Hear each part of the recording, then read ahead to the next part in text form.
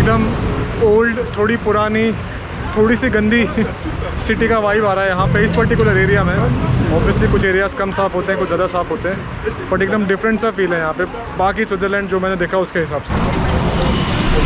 ये अपनी पहली जगह होगी जहाँ सब फील हो रहा है कि किसी भसड़ वाली जगह में आया। यहाँ पे अच्छी खासी भसड़ मची हुई है, not as extreme as are big cities, पर काफ़ी लोग हैं, काफ़ी भीड़ है। और इंटरलाकन में मल्टीपल स्टेशन हैं। इसका मेन OST वाला है और ये वेस्ट है। Enter destination. और ये क्या है, ये प्राइस है। अभी टिकटिंग मशीन पे जब प्राइस देखी तो आ रही है ऑलमोस्ट 8,000 रुपये। लाइक ये क्या हो रहा है भाई, 8,000 बहुत ज़्यादा है। एक बार ऑनलाइन भी चेक करते हैं, 8,000 बहुत ज़्यादा हो जाता है 3 घंटे के लिए। देखते हैं ऑनलाइन, देखते हैं कितने की प्राइस है। 73 का पड़ रहा है इसमें तो फाइनली टिकट बुक कर ली अपन ने और ये पड़ रहा है 7,300 रुपये का। सिर्फ 150 किलोमीटर की जर्नी है।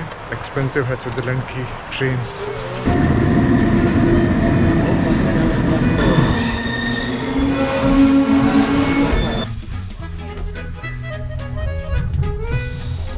अपना पहला स्टॉप होगा बर्न और फिर बर्न से करेंगे चेंज, फिर अपन पहुंचेंगे जिनेवा। बहुत ही important city, different United Nations या वर्ल्ड ऑर्गेनाइजेशंस के ऑफिस के लिए। और स्विट्ज़रलैंड में लेक्स बहुत सारे, जैसे इंटरलाकन 2 लेक्स के बीच में बसा हुआ है, जिनेवा भी लेक जिनेवा के साइड में बसा हुआ है, ज़्यूरिख लेक ज़्यूरिख के, और यहाँ की सबसे बड़ी लेक है लेक जिनेवा।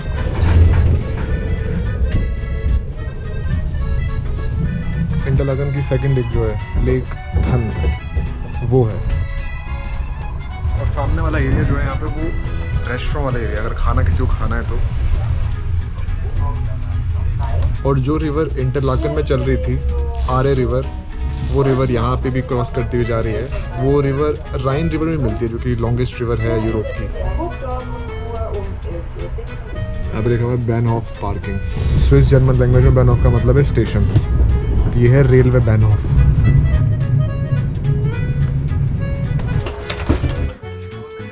यहाँ से प्लेटफॉर्म चेंज करेंगे। Platform number 8 right side.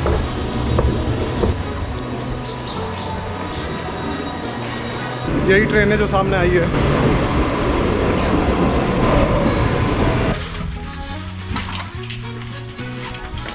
हमेशा इंपॉर्टेंट चीज़ें काउंट कर लेनी चाहिए। मेरी 1, 2, 3, 4 चीज़ें मेरे साथ हैं। काफ़ी लोग इसको कैपिटल मानते हैं स्विट्ज़रलैंड की, लेकिन ऑफिशियली ये कैपिटल नहीं है। ऑफिशियली स्विट्ज़रलैंड की कोई कैपिटल ही नहीं है। गए हैं बर्न रेलवे स्टेशन यानी बर्न बैनहॉफ, और अपना स्टॉप है अगला लुसाने। वैसे यहाँ पे हर बार चेक करने नहीं आता है, कई बार नहीं आए, पर अगर आए और आपने टिकट नहीं बुक किया हो तो फ़ाइन भी अच्छा खासा है। टिकट का पैसा तो लेंगे, प्लस 200 CHF के अराउंड है फ़ाइन। और इन जनरल जब भी अपन इस देश के बारे में बात करते हैं, अपने दिमाग में शायद ये आ सकता है कि पहाड़ है, ऊँचे बर्फ़ है, पर मेजरली इसके 3 हिस्से हैं। एक बहुत ऊँचे पहाड़ वाले हैं एल्प, फिर एक ज़्यूरा जो खुद भी माउंटेन्स है, और फिर प्लेन लैंड्स है प्लेटू, जहाँ पे थोड़ी खेती होती है यहाँ पे, पर वो छोटा हिस्सा है। और अभी अपन उसी को क्रॉस कर रहे हैं। ये जो पूरा मिडिल पार्ट वाला हिस्सा है वो इसका प्लेटू वाला है, जहाँ पे खेती होती है। अभी मैं पलटता हूँ कैमरा और देखिएगा कि क्या प्लेन लैंड्स है। ये है स्विस प्लेटू वाला एरिया।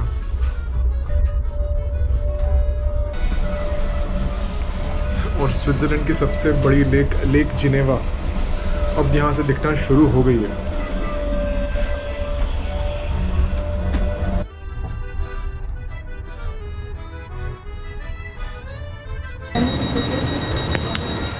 चलते हैं सबसे पहले यहाँ के हॉस्टल में अपना सामान रखेंगे और फिर निकलेंगे शहर को एक्सप्लोर करने आज की इवनिंग और रात जिनेवा के नाम।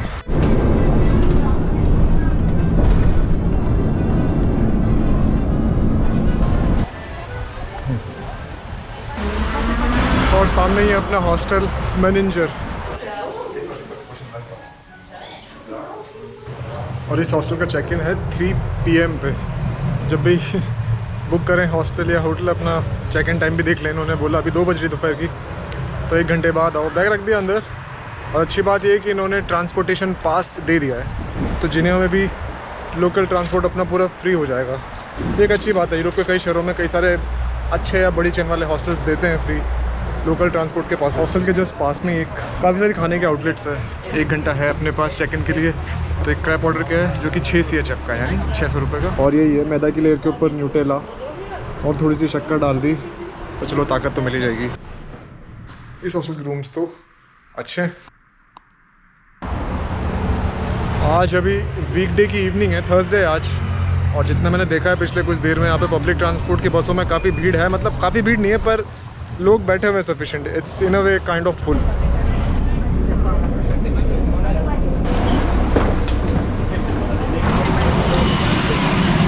और अभी अपन इस शहर के शुआजेट एरिया में। अब शुआजेट तो बहुत इंग्लिश शब्द हो गया, फ्रेंच में शुआजे, समथिंग लाइक दिस।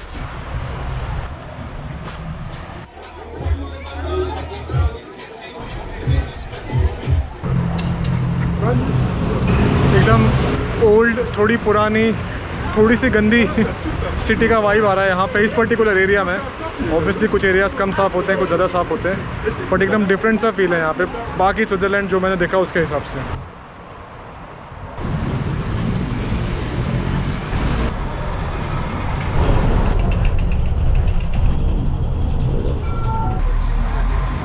और अपने पीछे है यूनाइटेड नेशंस का ऑफिस। एक बहुत ही इम्पोर्टेंट ऑर्गेनाइजेशन है दुनिया के पॉइंट ऑफ व्यू से। कुछ लोगों के हिसाब से उतनी इम्पोर्टेंट नहीं भी है क्योंकि कई जगहों पे ये फेल हुई है। और जब वर्ल्ड वॉर 1 हुआ था तो लीग ऑफ नेशंस बनाया गया था और उसका भी होस्टिंग जिनेवा ने ही की थी, लेकिन जब वर्ल्ड वॉर 2 हुआ तो उसको डिसॉल्व कर दिया और फिर बना यूनाइटेड नेशंस, जिसके अंतर्गत अभी ना 193 कंट्रीज़ हैं। और ये पीछे यूएन ऑफिस का मेन एंट्रेंस गेट। और इस ऑफिस के जस्ट सामने बना हुआ है ब्रोकन चेयर। इसकी 3 ही टांगें। ब्रोकन लेग सिंबलाइज करती है कैंपेन अगेंस्ट लैंड माइंस, क्योंकि पहले लैंड माइंस बहुत यूज़ होते थे ना इन वॉर। ग्रीन साइन है इसलिए क्रॉस कर लेते हैं। और ये ऑफिस के टूर्स भी होते हैं, अगर आप टिकट बुक कर लो तो समथिंग अराउंड 20 फ्रैंक्स का है, लेकिन ये 5 बजे से पहले बंद हो जाते हैं और अभी 5 बज चुकी है शाम की।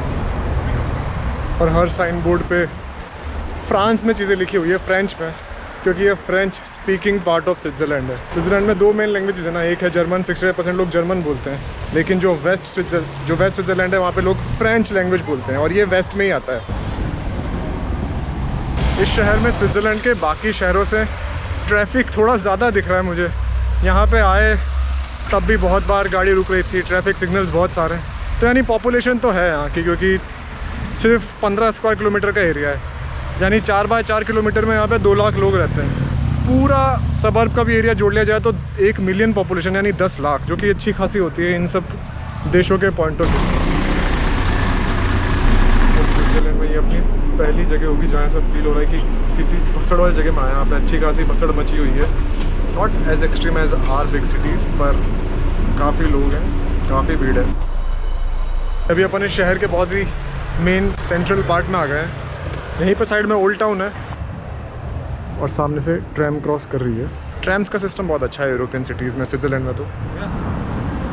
और मेरे पीछे वाली building grand theatre of Geneva, performances होती है जब भी कोई कल्चरल प्रोग्राम होता है उसके लिए। और अपने लेफ्ट तरफ है ओल्ड टाउन का एरिया और यहाँ पे है दुनिया की लॉन्गेस्ट बेंच। तो नाम की लॉन्गेस्ट से जोड़ रखे हैं बीच बीच में Partey, but in a way continuous longest bench. और अपन एंटर कर रहे हैं इस शहर के ओल्ड टाउन वाले एरिया में।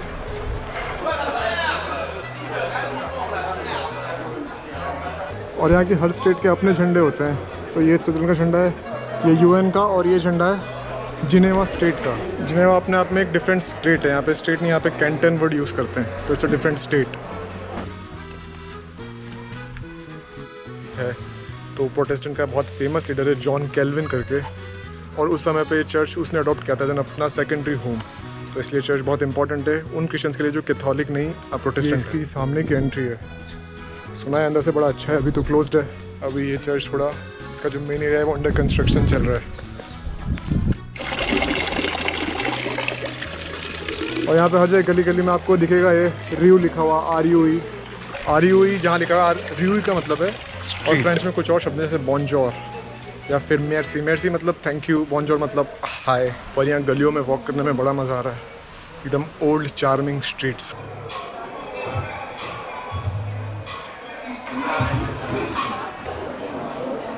और ये है शहर का प्रॉपर ओल्ड टाउन वाला एरिया, पुरानी स्ट्रीट्स, पुराने घर, इन सब के नीचे कैफ़ेज़ खुले हुए हैं।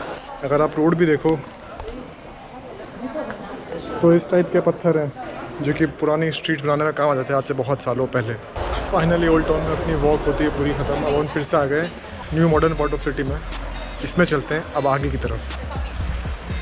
यहाँ भी अपन more of a modern street, shopping street के काइंड ऑफ एरिया में आ गए हैं। यहाँ पे दुकानें बहुत सारी ब्रांड्स की, और एक प्रॉपर हाई प्रोफाइल एरिया लग रहा है देख के। तो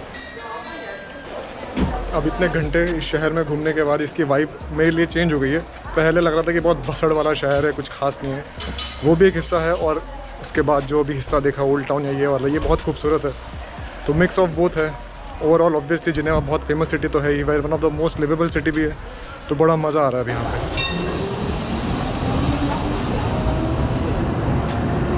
और ये शहर एक कुछ चीज़ के लिए बहुत फेमस है, वो है वॉच मेकिंग के लिए। Some people call it the birth place of watch making. काफ़ी लग्जूरियस फाइन वॉचेस बनती है यहाँ पे। और फाइनली इतनी वॉक करने के बाद अपन पहुँच गए हैं जिनेवा की वन ऑफ द मोस्ट की थिंग्स, लेक जिनेवा। स्विट्ज़रलैंड की सबसे बड़ी लेक है, लेकिन ये लेक का बॉर्डर शेयर होता है फ्रांस के साथ। तो एक हिस्सा लेक का फ्रांस के पास है और एक बहुत बड़ा हिस्सा इस लेक का स्विट्ज़रलैंड के पास है।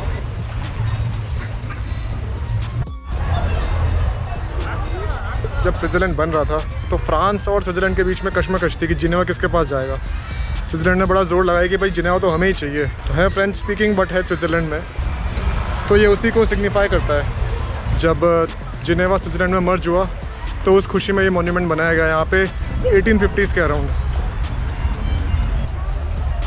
और इस फाउंटेन को बोलते हैं जेट दे यू। 140 मीटर की हाइट तक पानी फेंकते। 140 मीटर हो गया, मतलब ये हो गया ऑलमोस्ट 40 मंजिला की हाइट तक। और ये भी शहर का की अट्रैक्शन वाला पॉइंट है, की टूरिस्टी पॉइंट। और इसी शहर जिनेवा से दुनिया के सबसे इम्पॉर्टेंट शहरों में से एक, यहीं से करते हैं इस स्विट्ज़रलैंड सीरीज़ की एंडिंग। देखने के लिए बहुत बहुत शुक्रिया।